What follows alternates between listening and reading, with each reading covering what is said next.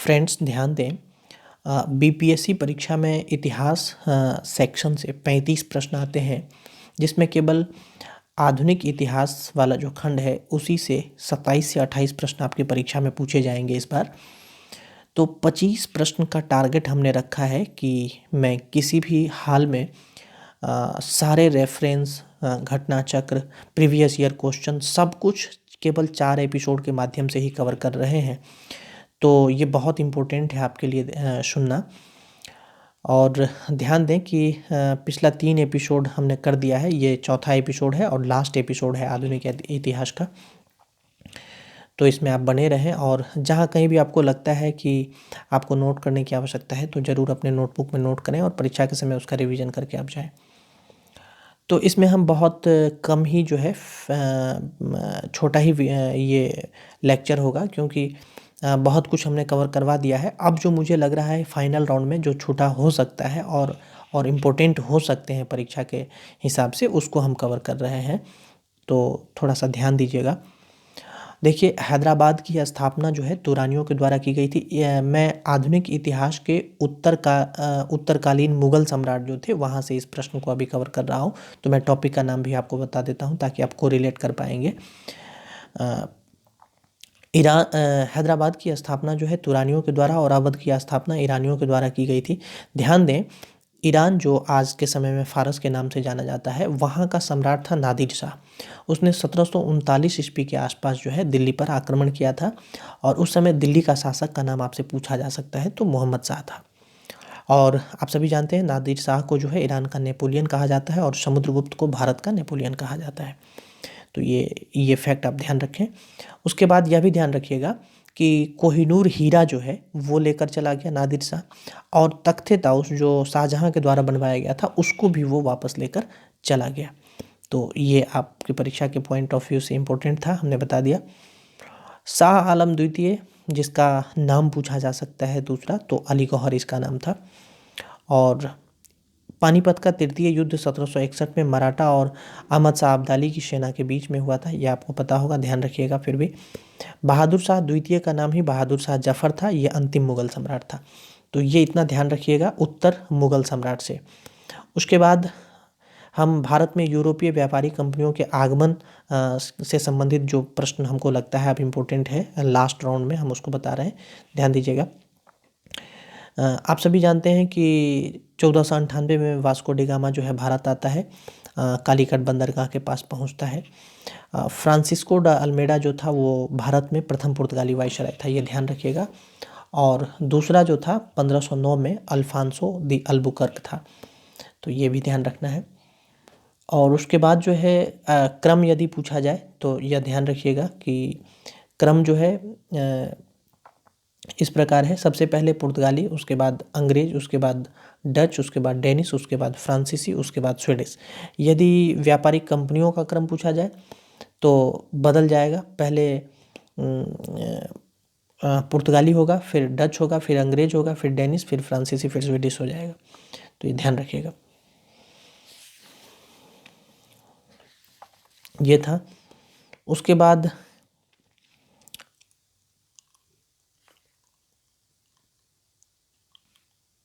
वांडीवास की लड़ाई ध्यान रखिएगा। 1760 में अंग्रेजी सेना ने सर आयरकूट के नेतृत्व में जो है वांडीवास की लड़ाई में फ्रांसीसियों को हरा दिया था।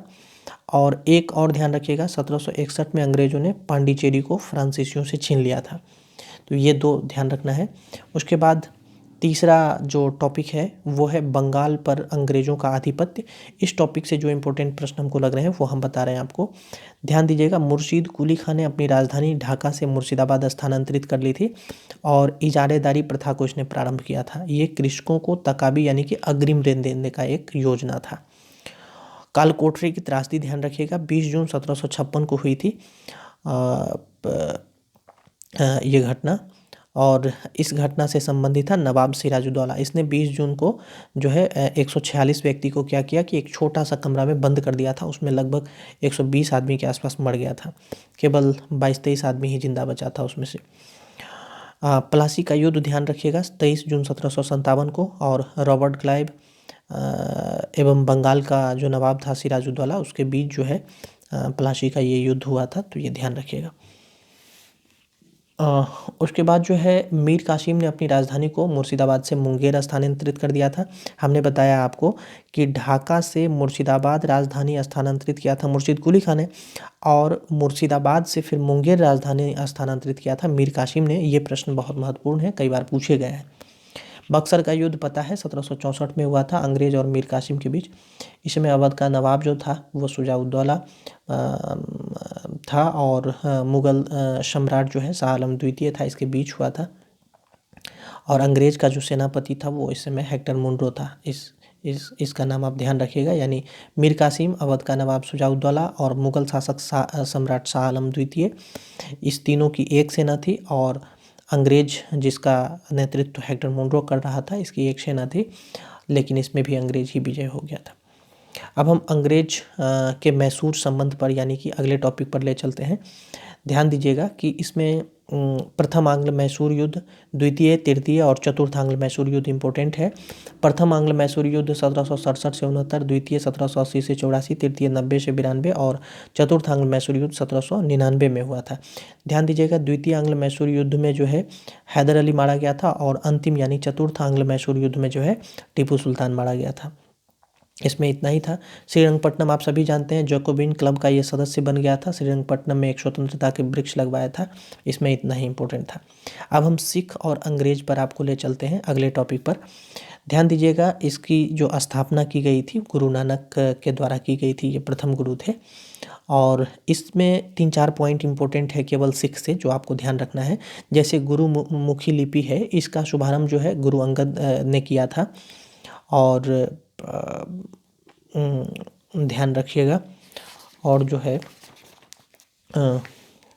गुरु का क्रम भी ध्यान रखिएगा। गुरु नानक, गुरु अंगद, गुरु अमरदास, गुरु रामदास, इसको नोट कर लीजिए। गुरु अर्जुन, गुरु हरगोविंद सिंह, हरराय, हरकिशन, और अंतिम गुरु थे गुरु तेग बहादुर, 9वें गुरु थे, और 10वें थे अंतिम गुरु गोविंद सिंह, जिनका पटना में जन्म हुआ था। तो ये इम्पोर्टेंट हो गया आपके लिए। और गुरु अर्जुन जो थे वो सिखों के 5वें गुरु थे। इन्होंने आदि ग्रंथ की रचना की थी, ये भी ध्यान रखिएगा ये पॉइंट। और उसके बाद जो है राजकुमार खुसरो की सहायता करने के कारण जो है जहांगीर ने 1606 ईस्वी में गुरु अर्जुन को, जो 5वें गुरु थे जिन्होंने आदि ग्रंथ की रचना की थी, उनको मरवा दिया था। तो ये ध्यान रखना है। उसके बाद जो है उसके बाद खालसा पंथ ध्यान रखिएगा। सिख से गुरु गोविंद सिंह ने खालसा पंथ की स्थापना की थी 1699 में, वैशाखी के दिन इन्होंने किया था। पाहुल प्रणाली की भी शुरुआत जो है गुरु गोविंद सिंह ने किया था। ये 10वें गुरु और बिहार से संबंधित है। तो खालसा पंथ और पाहुल प्रणाली गुरु गोविंद सिंह से संबंधित है, ध्यान रखना है। गोविंद सिंह की जो है हत्या 1708 ईस्वी में, यानी औरंगजेब की मृत्यु के ठीक 1 साल बाद नादेर नामक स्थान पर गुल खां नामक एक पठान के द्वारा कर दी गई थी। हालांकि ये बहुत महत्वपूर्ण नहीं है, फिर भी ध्यान रखिएगा, बिहार से संबंधित है। रंजीत सिंह का जन्म जो है 2 नवंबर 1780 को हुआ था। अभी हम सिख के बारे में ही बता रहे हैं। सिख सुकरचुकिया मिसल में हुआ था, ध्यान रखिएगा। और रंजीत सिंह जो है लाहौर का शासक बनता है। 1809 में जो है चार्ल्स मेटकॉफ और रंजीत सिंह के बीच जो है अमृतसर की संधि होती है, और इनका जो है रंजीत सिंह का जो है 4 सूबा में बटा हुआ था पूरा प्रांत, पेशावर, कश्मीर, मुल्तान और लाहौर में।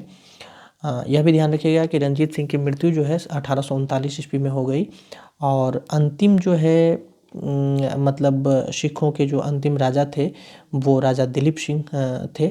ये अंतिम राजा हुए थे सिख में। और बाद में जो है पंजाब लॉर्ड डलहौजी ने जो है 1849 ईस्वी को में जो है एक घोषणा के द्वारा पंजाब का विलय अंग्रेजी राज्य में कर लिया, और यहीं से जो है सिख समाप्त हो गए। तो हमने सिख के बारे में एक मोटा मोटा जानकारी आपको दे दिया। उसके बाद हम कंपनी के अधीन गवर्नर जनरल के बारे में हम पार्ट बी में ही जो है पूरा करा चुके हैं। तो जितने गवर्नर जनरल, वाइसराय, भारत के गवर्नर, बंगाल के गवर्नर जनरल, उसके बाद में वाइसराय सब, और उसके समय में क्या काम हुए थे, पार्ट बी में हमने पूरा करवा दिया है। तो हम इसको अभी टच नहीं करेंगे, ठीक है। हम आगे चलते हैं सीधा। अब हम अंग्रेजी शासन के विरुद्ध महत्वपूर्ण विद्रोह जो हुए थे उसमें जो इम्पोर्टेंट विद्रोह हैं उसको हम बता देते हैं। जैसे सन्यासी विद्रोह बिहार और बंगाल में हुआ था, फ़कीर विद्रोह बंगाल में हुआ था, चुआरों का विद्रोह बांकुरा बंगाल में हुआ था, वेलाटम्पी विद्रोह ट्रावनकोर में हुआ था, भील विद्रोह पश्चिम घाट में हुआ था, पागलपंथी विद्रोह और अहोम विद्रोह असम में हुआ था। कोल आंदोलन जो है छोटा नागपुर में हुआ था।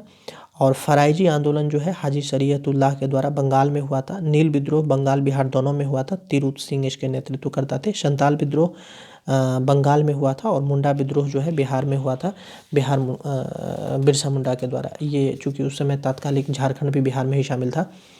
पाइका विद्रोह उड़ीसा में हुआ था। नील आंदोलन बंगाल में हुआ था। मोपला विद्रोह मालाबार केरल में हुआ था। ये 63वीं बीपीएससी में पूछा जा चुका है और इनमें से जितने हमने बताए हैं मैक्सिमम पूछे गए हैं। कुका आंदोलन पंजाब में हुआ था। ताना भगत आंदोलन बिहार में हुआ था। तो ये ताना भगत आंदोलन का जो नेतृत्व करता था वो जतरा भगत था और पाइका विद्रोह का बख्शी जगबंधु था, ध्यान रखिएगा। अब हम 1857 की जो क्रांति हुई थी उसके बारे में 2-3 पॉइंट बता देते हैं जो हमको लगता है इम्पोर्टेंट है। जैसे दिल्ली में बहादुर शाह जफ़र, बख्त खां सैन्य नेतृत्व करता थे, इन दोनों ने मिलकर किया था। और निकलसन एवं हडसन ने जो है इसको दबा दिया था। उसके बाद लखनऊ में बेगम हजरत महल कर रही थी। झांसी में रानी लक्ष्मीबाई कर रही थी जिसको ह्यूरोज ने दबा दिया था। और जगदीशपुर में जो है कुंवर सिंह के द्वारा अगस्त 1857 में की गई थी, जिसमें विलियम टेलर और विंसेंट आयर ने इस युद्ध को दबा दिया था। तो ये इससे इम्पोर्टेंट था। और तात्या टोपे का जो है वास्तविक नाम है रामचंद्र पांडुरंग था। हम इसके बारे में पार्ट ए में भी डिस्कस कर चुके हैं। अब हम अगला टॉपिक पर आते हैं। भारत का स्वतंत्रता संघर्ष से जितने भी महत्वपूर्ण तथ्य हैं हम उसको एक बार थोड़ा सा रिकॉल करा देते हैं आपको। हालांकि इसमें से मैक्सिमम को हम पार्ट ए में कवर करा दिए हैं, लेकिन फिर भी हम आपको कुछ कवर करा रहे हैं। जैसे लॉर्ड कर्जन ने 20 जुलाई 1905 को बंगाल विभाजन का निर्णय की घोषणा की थी। 7 अगस्त 1905 को जो है बंगाल विभाजन के विरोध में कलकत्ता टाउन में स्वदेशी आंदोलन की घोषणा की गई और बंगाल विभाजन जो है 16 अक्टूबर 1905 से प्रभावी हुआ था, जिसके कारण पूरे बंगाल में जो है शोक दिवस मनाया गया था। तो ये ध्यान रखिएगा। 1906 में कलकत्ता में हुए कांग्रेस के अधिवेशन की अध्यक्षता दादा भाई नौरोजी कर रहे थे। इसमें पहली बार जो है स्वराज्य की मांग की गई थी, तो ये भी ध्यान रखना है। पहला अंग्रेज विरोधी संघर्ष जो है सन्यासियों के द्वारा शुरू किया गया था, ध्यान रखना है। बंकिम चंद्र चटर्जी का उपन्यास जो है आनंदमठ नाम है। और लॉर्ड डफरिन ने कहा था कि कांग्रेस केवल सूक्ष्मदर्शी अल्पसंख्यक का प्रतिनिधित्व करती है। कर्जन ने कहा था कि कांग्रेस अपने पतन की ओर लड़खड़ाती हुई जा रही है। अरविंद घोष ने कांग्रेस के बारे में कहा था कि यह क्षय रोग से मरने वाली है। तो और बंकिम चंद्र चटर्जी ने कहा था कि कांग्रेस के लोग पदों के भूखे राजनीतिज्ञ हैं। तो ये 4-5 जो कोटेज है इसको ध्यान रखिएगा आप लोग। उसके बाद जो है इम्पोर्टेंट वो हम देख लेते हैं क्या है। हाँ, बरिंद्र कुमार घोष और भूपेंद्र नाथ दत्त से संबंधित है। ये बंगाल में क्रांतिकारी विचारधारा से संबंधित है। तो इन्होंने ही जो है पूरे बंगाल में क्रांतिकारी विचार को फैलाया था। और इन्होंने भवानी मंदिर नाम की एक पुस्तिका लिखी थी, तो ये ध्यान रखना है। युगांतर नामक समाचार पत्र का प्रकाशन भवानी पत्रिका इन दोनों ने ही किए थे। आगे बंगाल में पी मित्रा ने जो है अनुशीलन समिति का स्थापना किया था, जिसका उद्देश्य था खून का बदला खून। उसके बाद अभिनव भारत नाम की एक संस्था थी, विनायक दामोदर सावरकर के द्वारा 1904 में बनाई गई थी। ये भी एक क्रांतिकारी गतिविधि से संबंधित संस्था थी। उसके बाद ध्यान रखिएगा, वैलेंटाइन सिरोल नाम के एक अंग्रेज थे, उन्होंने बाल गंगाधर तिलक को भारतीय असंतोष का जनक कहा था। श्यामजी कृष्ण वर्मा ने इंडियन होम रूल सोसाइटी की स्थापना 1905 में लंदन में की थी, ध्यान रखिएगा। और जो है मदन लाल ढींगरा ने विलियम कर्जन वाइली को गोली मारकर हत्या कर दी थी, तो ये भी ध्यान रखिएगा। और जो है दिल्ली दरबार का आयोजन 1911 में किया गया था। उसी समय वाइसराय लॉर्ड हार्डिंग पर जो है 1911 में बम से हमला किया गया था, तो ये ध्यान रखना है। उसके बाद कोमागाता मारू जो जापानी जहाज़ था बाबा गुरुदत्त सिंह से संबंधित, उसको ध्यान रखिएगा। इससे लोग जो है यात्रा में थे और इसमें कई सारे लोग जो है भगदड़ के कारण मारे गए थे, तो ये प्रकरण बहुत इंपॉर्टेंट है। उसके बाद 1915 में अंग्रेज सरकार ने कैसर ए हिंद की उपाधि से महात्मा गांधी को सम्मानित किया था, ये भी ध्यान रखना है। उसके बाद शंकरन नायर ने जालियांवाला बाग हत्याकांड के विरोध में वाइसराय की कार्यकारिणी परिषद की सदस्यता से इस्तीफा दे दिया था, ये ध्यान रखना है। और जालियांवाला बाग हत्याकांड के विरोध में ही महात्मा गांधी ने कैसर ए हिंद की उपाधि, जमनालाल बजाज ने राय बहादुर की उपाधि, रविन्द्रनाथ टैगोर ने सर या नाइटहुड की उपाधि जो है वापस लौटा दी थी। बहुत महत्वपूर्ण हम बता रहे हैं आपको, ये सब ध्यान रखना है। उसके बाद में चौरी चौरा कांड 5 फरवरी 1922, ध्यान रखिएगा। उसके बाद 1923 में जो है स्वराज पार्टी की स्थापना चित्तरंजन दास और मोतीलाल नेहरू के द्वारा, ध्यान रखना है। बेलगाम अधिवेशन महात्मा गांधी के द्वारा पहला और आखिरी था महात्मा गांधी का ये कांग्रेस अधिवेशन की अध्यक्षता करना, तो ये भी ध्यान रखिएगा। 9 अगस्त 1925 को जो है काकोरी ट्रेन एक्शन, ध्यान रखना है डेट इसका। और उसके बाद उसके बाद जो है भगत सिंह ने दिल्ली में सेंट्रल लेजिस्लेटिव असेंबली में जो है खाली बेंचों पर बम फेंका था 8 अप्रैल 1929 ईस्वी को, ये ध्यान रखना है। और 1929 का जो है लाहौर अधिवेशन भी ध्यान रखना है। इसमें पूर्ण स्वराज की मांग की गई थी और इसकी अध्यक्षता जवाहरलाल नेहरू कर रहे थे। इसी में 26 जनवरी को जो है स्वतंत्रता दिवस मनाए जाने की घोषणा भी की गई थी बाद में। तो जो हम बता रहे हैं बहुत इम्पोर्टेंट है, ध्यान रखिए इस सबको। उसके बाद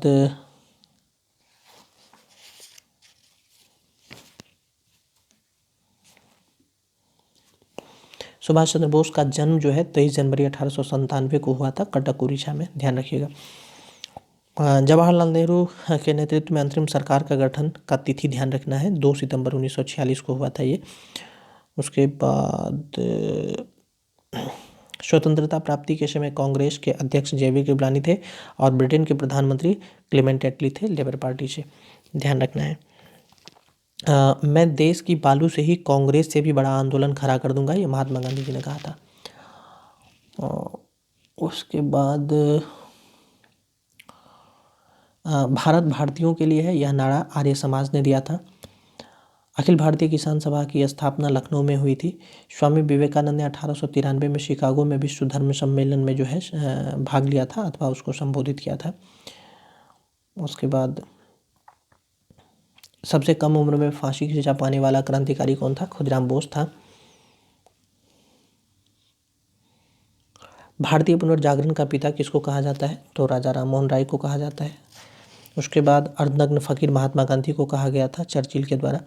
स्वामी विवेकानंद राष्ट्रीय युवा दिवस जो है स्वामी विवेकानंद से संबंधित है। उसके बाद गोपाल हरि देशमुख को लोकहितवादी के नाम से जाना जाता है। हर्मिट ऑफ शिमला जो है ए.ओ. ह्यूम जो कांग्रेस के संस्थापक भी थे उनको कहा जाता है। उसके बाद कांग्रेस के प्रथम मुस्लिम अध्यक्ष बदरुद्दीन तैयब थे, ध्यान रखिएगा। कुछ इम्पोर्टेंट भारतीय राष्ट्रीय आंदोलन से संबंधित जो संगठन है उसके बारे में हम बताते हैं। जैसे एशियाटिक सोसाइटी 1784 विलियम जोन्स के द्वारा स्थापना किया गया था। आत्मीय सभा 1815 राजा राम मोहन राय के द्वारा। वेदांत कॉलेज 1825 राजा राम मोहन राय के द्वारा। युवा बंगाल आंदोलन 1826 हेनरी लुई विवियन डेरोजियो के द्वारा। ब्रह्म समाज 1828 राजा राम मोहन राय के द्वारा। तत्वबोधिनी सभा 1839 देवेंद्र ठाकुर के द्वारा। ब्रिटिश सार्वजनिक सभा 1843 दादा भाई नौरोजी के द्वारा। उसके बाद प्रार्थना समाज केशव चंद्र सेन के सहयोग से एम.जी. रानाडे, आत्माराम पांडुरंग और देवेंद्र नाथ ठाकुर इन तीनों के सहयोग से जो है 1867 में प्रार्थना समाज की स्थापना। वेद समाज की स्थापना 1867 में। सत्यशोधक समाज 1873 में। ज्योतिबा फुले, ये बहुत इंपॉर्टेंट योजनाएं हम बता रहे हैं, मतलब संगठन के नाम और उसके संस्थापक और ईस्वी के नाम। उसके बाद Arya Samaj 1875 Swami Dayanand Saraswati. Theosophical society 1882 madam Blavatsky और कर्नल अलकाट ने किया था। Bombay presidency association Firoz Shah Mehta 1885। उसके बाद जो है servant of India society 1905 Gopal Krishna Gokhale. Abhinav Bharat Sanstha 1904 Vinayak Damodar Savarkar. उसके बाद स्वराज पार्टी 1923 मोतीलाल नेहरू चित्तरंजन दास। बहिष्कृत हितकारिणी सभा 1924 बी.आर. अम्बेडकर। राष्ट्रीय स्वयंसेवक संघ 1925 डॉक्टर हेडगेवार। नौजवान सभा 1926 भगत सिंह और छबिल दास, ध्यान रखिएगा। Hindustan socialist Republic association 1928 Bhagat Singh. खुदाई खिदमतगार खान अब्दुल गफ्फार का 1930। हरिजन सेवक संघ 1932 महात्मा गांधी। उसके बाद फॉरवर्ड ब्लॉक 1939 सुभाष चंद्र बोस। आज़ाद हिंद फौज 1942 रास बिहारी बोस और आज़ाद हिंद सरकार 1943 सुभाष चंद्र बोस। जितने अभी हमने बताए हैं ये बहुत ही महत्वपूर्ण है और इसको याद रखना है आपको। उसके बाद जो है भारतीय राष्ट्रीय आंदोलन से संबंधित कुछ महत्वपूर्ण आंदोलन और घटनाएं हैं जिसको हम बताना चाहेंगे आपको। जैसे भारतीय राष्ट्रीय कांग्रेस की स्थापना 1885 में एओ ह्यूम के द्वारा हुई थी। बंग भंग आंदोलन 1905 में बंगाल के विभाजन के विरोध में हुआ था। मुस्लिम लीग की स्थापना 1906 में आगा खां और सलीमुल्लाह खां के द्वारा हुआ था। कांग्रेस का विभाजन 1907 में गरम और नरम दल में हो गया था। होम रूल आंदोलन 1916 में हुआ था। लखनऊ पैक्ट दिसंबर 1916 में हुआ था। मॉन्टेग्यू घोषणा 20 अगस्त 1917 को हुआ था। रॉलेट एक्ट 19 मार्च 1919 को हुआ था। जालियांवाला बाग हत्याकांड 13 अप्रैल 1919 को हुआ था। जनरल डायर ने अमृतसर में गोलियां चलवा दी थी। खिलाफत आंदोलन 1919 में हुआ था। उसके बाद असहयोग आंदोलन 1 अगस्त 1920 से प्रारंभ हुआ था महात्मा गांधी के द्वारा। चौरा चौरी कांड जो है 5 फरवरी 1922 ईस्वी को हुआ था गोरखपुर में, ध्यान रखिएगा। उसके बाद जो है बारदोली सत्याग्रह जो है 1928 में गुजरात के किसानों का लगान वृद्धि में विरोध के कारण जो है सरदार वल्लभ भाई पटेल के नेतृत्व में इसको अंजाम दिया गया था। उसके बाद सबने अवज्ञा आंदोलन 6 अप्रैल 1930 को हुआ था। और उसके बाद जो है पूना पैक्ट जो है सितंबर 1932 में हुआ था। कांग्रेस सोशलिस्ट पार्टी का गठन मई 1934 में जयप्रकाश नारायण, मीनू मसानी और एस एम जोशी के द्वारा हुआ था। फॉरवर्ड ब्लॉक 1 मई 1939 को सुभाष चंद्र बोस के द्वारा। मुक्ति दिवस 22 दिसंबर 1939 को मुस्लिम लीग के द्वारा मनाया गया था। उसके बाद अगस्त प्रस्ताव जो है ये 8 अगस्त 1940 का है। क्रिप्स मिशन का प्रस्ताव जो है मार्च 1942 का है। भारत छोड़ो आंदोलन 8 अगस्त 1942 महात्मा गांधी। उसके बाद शिमला सम्मेलन 25 जून 1945। नौसेना विद्रोह 19 फरवरी 1946। प्रधानमंत्री इटली की घोषणा मार्च 1946 और कैबिनेट मिशन का आगमन 24 मार्च 1946। प्रत्यक्ष कार्यवाही दिवस हमने बताया कि 16 अगस्त 1946 को मुस्लिम लीग के द्वारा मनाया गया था। प्रत्यक्ष कार्यवाही दिवस और मुक्ति दिवस दोनों का तिथि ध्यान रखिएगा, ये मुस्लिम लीग के द्वारा मनाया गया था। मुक्ति दिवस हमने बताया 22 दिसंबर 1939 को और प्रत्यक्ष कार्यवाही दिवस 16 अगस्त 1946 को मुस्लिम लीग के द्वारा मनाया गया था। माउंटबेटन योजना ध्यान रखिएगा, अंतरिम सरकार की स्थापना जो है 2 सितंबर 1946 को हुआ था नेहरू के द्वारा, पंडित जवाहरलाल नेहरू के द्वारा। और माउंटबेटन योजना 3 जून 1947 का है। स्वतंत्रता की प्राप्ति जो है 15 अगस्त 1947 को हमारी हो गई और भारत जो है गणतंत्र कब बना 26 जनवरी 1950 को। ये जितने महत्वपूर्ण डेट्स थे वो हमने बता दिए। एक और डेट्स जो मुझे लगता है, नमक सत्याग्रह जो महात्मा गांधी के द्वारा साबरमती आश्रम से किया गया था दांडी जाकर, वो तिथि भी आप ध्यान रखिएगा। 12 मार्च 1930 से लेकर के नमक सत्याग्रह जो है 5 अप्रैल 1930 तक चला था और 6 अप्रैल 1930 से जो है सबने अवज्ञा आंदोलन शुरू हो गया था उसके ठीक अगले दिन से। तो ये कुछ इम्पोर्टेंट्स थे जिसको हमने बता दिया। अब भारतीय स्वतंत्रता आंदोलन से संबंधित जो कुछ महत्वपूर्ण नारे हैं उसको हम बता देते हैं। जैसे इकबाल जिंदाबाद भगत सिंह ने कहा था। दिल्ली चलो सुभाष चंद्र बोस ने कहा था। करो या मरो महात्मा गांधी का था। जय हिंद सुभाष चंद्र बोस का। पूर्ण स्वराज जवाहरलाल नेहरू का। उसके बाद आराम हराम है जवाहरलाल नेहरू ने कहा। जय जवान जय किसान लाल बहादुर शास्त्री का था। संपूर्ण क्रांति जयप्रकाश नारायण का था। ये बिहार से थे संबंधित थे, इनका ध्यान रखिएगा। और जो है स्वराज हमारा जन्मसिद्ध अधिकार है बाल गंगाधर तिलक का था। सरफरोशी की तमन्ना अब हमारे दिल में है राम प्रसाद बिस्मिल का था। सारे जहां से अच्छा हिंदुस्तान हमारा इकबाल का था। तुम मुझे खून दो मैं तुम्हें आज़ादी दूंगा सुभाष चंद्र बोस का था। Who lives if India dies Jawaharlal Nehru का था। उसके बाद स्वतंत्रता आंदोलन से संबंधित जो कुछ पत्र पत्रिकाएं हैं उसमें हम आपको एक बार बताना चाहेंगे कौन कौन से थे। जैसे अभ्युदय, लीडर और हिंदुस्तान, ये तीनों मदन मोहन मालवीय के द्वारा लिखा गया था। इंडिपेंडेंट मोतीलाल नेहरू के द्वारा लिखा गया था। उसके बाद में जो है केसरी, यह मराठी भाषा में लिखा गया था। और मराठा नामक पत्रिका जो है अंग्रेजी भाषा में लिखा गया था। और गीता रहस्य, ये तीनों जो है बाल गंगाधर तिलक के द्वारा लिखे गए थे। उसके बाद कर्मयोगी, युगांतर, वंदे मातरम, लाइफ डिवाइन, सावित्री, ये सभी जो है अरविंद घोष का था। नेशन जो है वह गोपाल कृष्ण गोखले के द्वारा लिखा गया था। उसके बाद young India, Harijan, Navjivan, Hindu Swaraj, my experiment with truth, ये महात्मा गांधी के द्वारा लिखा गया था। संवाद कौमुदी राजा राममोहन राय के द्वारा। सोम प्रकाश ईश्वर चंद्र विद्यासागर के द्वारा। कॉमनवेल्थ और न्यू इंडिया एनी बेसेंट के द्वारा। Poverty and British rule in India और रस्ट गुफ्तूर, ये दादा भाई नौरोजी के द्वारा लिखा गया था। India divided doctor Rajendra Prasad का था। अनहैप्पी इंडिया लाला लाजपत राय का था। इंडिया विंस फ्रीडम गुब्बारे खातिर और अल हिलाल, ये तीनों अबुल कलाम आज़ाद के द्वारा लिखा गया था। Discovery of India, glimpses of world history और मेरी कहानी, ये तीनों जवाहरलाल नेहरू के द्वारा लिखा गया था। हिंट्स फॉर सेल्फ कल्चर, ये लाला हरदयाल का है। उसके बाद इंडिया फॉर इंडियंस, ये चित्तरंजन दास का है। उसके बाद गीतांजलि आप सभी जानते हैं रविन्द्रनाथ ठाकुर का था।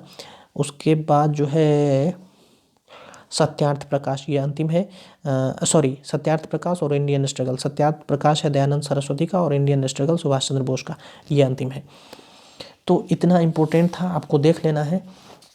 और हम आपको अब अंतिम कड़ी में जो है कांग्रेस के महत्वपूर्ण अधिवेशन और उससे संबंधित तथ्य जो इम्पोर्टेंट है आपके इस परीक्षा के दृष्टिकोण से वो बताते हैं, और ये आधुनिक इतिहास का जो चौथा सेक्शन है वो भी लास्ट हो जाएगा।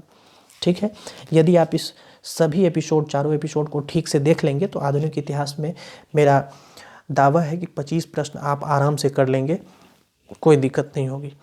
ध्यान दीजिए, पहला कांग्रेस अधिवेशन 1885 में बम्बई में हुआ था। व्योमेश चंद्र बनर्जी इसकी अध्यक्षता कर रहे थे और इस अधिवेशन में 75 प्रतिनिधि शामिल हुए थे। दूसरा अधिवेशन 1886 में कलकत्ता में दादा भाई नौरोजी की अध्यक्षता में, और तीसरा जो है बदरुद्दीन तैयब के नेतृत्व में हुआ था तीसरा, और चौथा इलाहाबाद में जॉर्ज यूल के नेतृत्व में।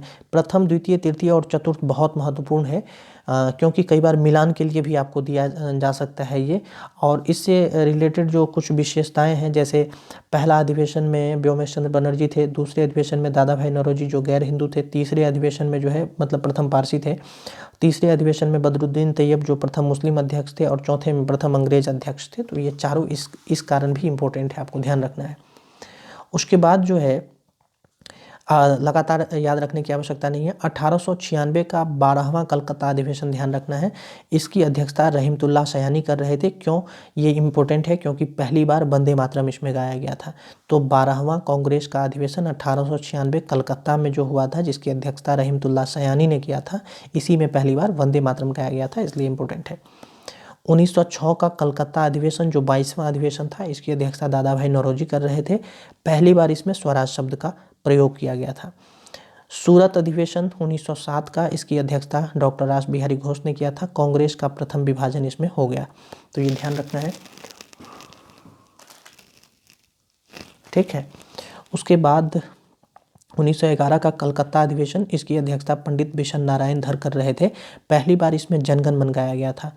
उसके बाद 28वां अधिवेशन 1912 बांकीपुर पटना का है, जिसकी अध्यक्षता आर एन माधोलकर ने की थी, बिहार से संबंधित है, इसलिए इम्पोर्टेंट है ये। उसके बाद 1915 में जो बम्बई का अधिवेशन हुआ था, सर सत्येंद्र प्रसन्न सिन्हा ने किया था, इसकी अध्यक्षता। ध्यान देंगे, सर सत्येंद्र प्रसन्न सिन्हा हिस्ट्री में इम्पोर्टेंट है, और इनसे संबंधित प्रश्न इस बार 67 री में आ चुका है। इन्होंने वायसराय की कार्यकारिणी परिषद से शायद सर सत्येंद्र प्रसन्न सिन्हा से एक बार देख लीजिएगा क्या प्रश्न आया था, मैं थोड़ा सा रिकॉल नहीं कर पा रहा हूँ उस प्रश्न को, लेकिन 67 री में ही पूछा गया है। उसके बाद 1916 का लखनऊ अधिवेशन है, अंबिका चरण मजूमदार के नेतृत्व में हुआ था। मुस्लिम लीग के साथ इसमें समझौता किया गया था। 1917 का कलकत्ता अधिवेशन बहुत महत्वपूर्ण है, श्रीमती एनी बेसेंट इसकी अध्यक्षता कर रही थी, ये प्रथम महिला अध्यक्ष थी कांग्रेस की। उसके बाद 1918 का बम्बई अधिवेशन इंपॉर्टेंट है, इसकी अध्यक्षता हसन इमाम, ये भी बिहार से संबंधित है। कांग्रेस का दूसरा विभाजन इसमें हो गया था। पहला विभाजन 1907 में सूरत में हुआ था। 1920 का फिर नागपुर अधिवेशन इम्पोर्टेंट है, इसमें कांग्रेस संविधान में जो है परिवर्तन किया गया था। और जो है उसके बाद इम्पोर्टेंट है आपका गया अधिवेशन 1922 का, इसमें देशबंधु चित्तरंजन दास इसकी अध्यक्षता कर रहे थे। तो 2 अधिवेशन बिहार में हुए थे, दोनों इम्पोर्टेंट है, ध्यान रखिएगा।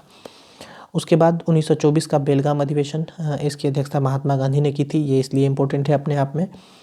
और यह भी ध्यान रखिएगा कि सबसे युवा अध्यक्ष अगर कांग्रेस का पूछा जाए तो अबुल कलाम आज़ाद थे, आज़ादी से पहले के, बाद के हम नहीं बता पाएंगे। और जो है ये हो गया। हाँ, उसके बाद मद्रास अधिवेशन में पहली बार जो है यानी 1927 का मद्रास अधिवेशन हुआ था, इसमें पहली बार पूर्ण स्वाधीनता की मांग जो है रखी गई थी। उसके बाद आगे जो है 1929 का लाहौर अधिवेशन, 1931 का कराची अधिवेशन, ये 2 अधिवेशन बहुत महत्वपूर्ण है, जैसे पहला, दूसरा, तीसरा और चौथा है। तो पंडित जवाहरलाल नेहरू ने 1929 के लाहौर अधिवेशन की अध्यक्षता की थी, इसमें पूर्ण स्वराज की मांग रखी गई थी। और 1931 के कराची अधिवेशन की अध्यक्षता सरदार वल्लभ भाई पटेल ने की थी, जिसमें मौलिक अधिकार की मांग रखी गई थी। 1937 का फैजपुर अधिवेशन इम्पोर्टेंट है, ये पंडित जवाहरलाल नेहरू के नेतृत्व में हुआ था, और ये पहली बार गाँव में आयोजित अधिवेशन था, इसलिए इम्पोर्टेंट है। और उसके बाद जो है आपके इम्पोर्टेंट नहीं है, डॉक्टर राजेंद्र प्रसाद 1947 ईस्वी में दिल्ली में हुई विशेष अधिवेशन के अध्यक्ष थे, तो ये ध्यान रखिएगा। और आचार्य JB कृपलानी जो थे वह आज़ादी के समय कांग्रेस के अध्यक्ष थे। तो बस कांग्रेस का सारा अधिवेशन समाप्त हो गया। अब कुछ ऐतिहासिक लड़ाइयाँ हैं जो हम आपको एक बार बता करके इस एपिसोड को समाप्त करना चाहेंगे। कुछ ही हैं, थोड़ा सा ध्यान दीजिएगा। जैसे तराइन का प्रथम युद्ध 1191 में हुआ था, पृथ्वीराज ने मोहम्मद गोरी को इसमें हराया था। तराइन का द्वितीय युद्ध 1192 में हुआ था, मोहम्मद गोरी ने पृथ्वीराज को हराया था। उसके बाद में जो है पानीपत की पहली लड़ाई 1526 में बाबर और इब्राहिम लोदी के बीच हुई थी, ध्यान रखना है। उसके बाद पानीपत की दूसरी लड़ाई 1556 में अकबर और हेमू के बीच हुई थी। पानीपत की तीसरी लड़ाई 1761 में अहमद शाह अब्दाली ने मराठों को इसमें हराया था। उसके बाद प्रथम स्वतंत्रता संग्राम हमारे यहाँ 1857 में हुआ, और इसमें जो है और वैसा युद्ध सब जो है वो हम पहले ही बता चुके हैं आपको, तो और इम्पोर्टेंट नहीं है। और कुछ राजवंश हैं जिसको हम एक बार बताना चाहेंगे। जैसे हर्यक वंश, इसके संस्थापक बिंबिसार थे और राजधानी राजगिरी थी।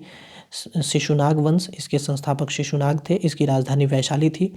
उसके बाद मौर्य वंश, इसके संस्थापक चंद्रगुप्त थे, इसकी राजधानी पाटलिपुत्र थी। उसके बाद सातवाहन वंश, जिसके संस्थापक शिमुख थे, राजधानी प्रतिष्ठान थी। गुप्त वंश, इसके राजधानी पाटलिपुत्र थी और इसके जो संस्थापक थे वो श्रीगुप्त थे। उसके बाद जो है जो इम्पोर्टेंट है इस परीक्षा के दृष्टिकोण से, केवल उसी को हम बता रहे हैं, क्योंकि इस बार एक वंश से पूछा भी गया था, पुष्यभूति वंश 67th री में, तो हम ऐसे ही नहीं कुछ बता रहे हैं, इस बात को ध्यान रखिएगा। कुषाण वंश, इसका संस्थापक कुशल कड़फिसस था और इसकी राजधानी पुरुषपुर थी। उसके बाद ये इम्पोर्टेंट नहीं है। गुलाम वंश, इसका संस्थापक कुतुबुद्दीन ऐबक था, इसकी राजधानी दिल्ली थी। खिलजी वंश, जलालुद्दीन खिलजी था, राजधानी दिल्ली थी। तुगलक वंश, गयासुद्दीन तुगलक था संस्थापक, दिल्ली थी राजधानी, ध्यान रखिएगा। उसके बाद निजाम संगम वंश, इसका संस्थापक हरिहर एवं बुक्का था, इसकी राजधानी विजयनगर थी। बहमनी वंश, इसका संस्थापक हसन गंगू था, इसकी राजधानी गुलबर्गा बीदर थी। मुगल वंश, इसका संस्थापक बाबर था, इसकी राजधानी दिल्ली और बाद में फिर आगरा हुई थी। उसके बाद लास्ट हम करेंगे सामाजिक सुधार अधिनियम, और ये लास्ट हो गया आपका पार्ट डी, ठीक है। आप कह रहे होंगे कि कब से सर लास्ट कह रहे हैं, अब लास्ट है बस। सामाजिक सुधार अधिनियम में ध्यान दीजिएगा, शिशुवध पर प्रतिबंध लगाया था गवर्नर जनरल वेलेस्ली ने। इसमें शिशु हत्या पर जो है प्रतिबंध इसने लगा दिया था। सती प्रथा पर प्रतिबंध लॉर्ड विलियम बेंटिक ने लगाया था, इसको जो है पूर्णतः प्रतिबंधित किया गया था। और दास प्रथा पर प्रतिबंध जो है लॉर्ड एलनबरो ने लगाया था। हिंदू विधवा पुनर्विवाह जो है लॉर्ड कैनिंग से संबंधित है, विधवा विवाह की इसने अनुमति दे दी थी 1856 में। Native marriage act Northbrook से संबंधित है 1872, इसमें अंतर्जातीय विवाह को मान्यता दे दी गई थी। Age of consent act lord Lansdowne का है 1891 में, लड़की के लिए जो विवाह की आयु थी उसको बढ़ाकर 12 वर्ष निर्धारित किया गया था, हालांकि इससे पहले और भी कम था, समझ सकते हैं समाज की स्थितियाँ क्या रही होंगी। शारदा एक्ट जो है लास्ट है इरविन के समय में, लॉर्ड इरविन के समय में 1930 में। इसमें जो है विवाह के लिए लड़की की न्यूनतम आयु 14 वर्ष और लड़कों के लिए जो है 18 वर्ष निर्धारित की गई थी। तो ये जो इम्पोर्टेंट थे, जैसे शिशुवध पर प्रतिबंध लगाना, सती प्रथा पर प्रतिबंध लगाना, दास प्रथा पर प्रतिबंध लगाना, विधवा पुनर्विवाह, native marriage act, age of consent act और शारदा एक्ट, ये सभी अंग्रेजों के द्वारा अच्छे कदम सामाजिक स्तर पर उठाए गए थे, इसलिए ये इम्पोर्टेंट है, आपको ध्यान रखना है। तो पार्ट डी भी अब जो है आपका आधुनिक इतिहास का ये खंड समाप्त हो गया, और इस वीडियो में अंत तक बने रहने के लिए बहुत बहुत बहुत धन्यवाद, और आप अपनी परीक्षा को बहुत अच्छे से दीजिए। धन्यवाद।